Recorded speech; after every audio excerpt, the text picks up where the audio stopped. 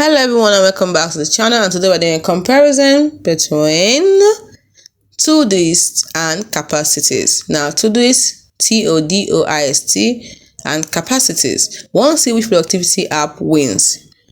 Todoist or Capacities, which productivity tool will supercharge your workflow? This is a second battle compares task management, note taking, and AI features. It is perfect for students, professionals, and productivity geeks. Let's get started. Do you need to get organized but can't choose between Todoist and Capacities? One is a task master, while one is a note-taking wizard. Let's settle this in 60 seconds. So when it comes to the best for feature, let's look at the features, then we'll look at which is better. We'll see the winner.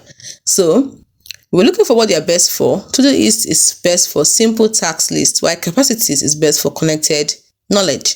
So the winner, it depends on actually what you want to do with it.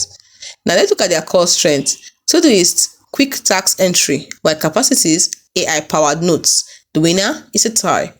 When you look at the UI UX, Todoist is clean and minimal, while Capacities is visual and networked.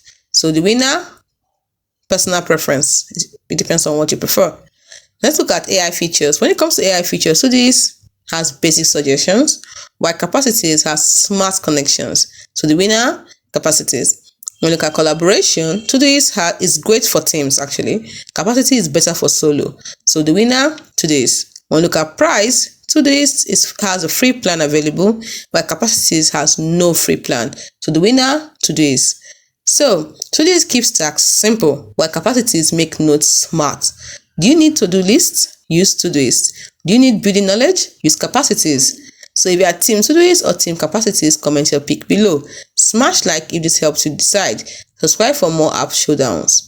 Do not forget to comment which productivity style matches yours.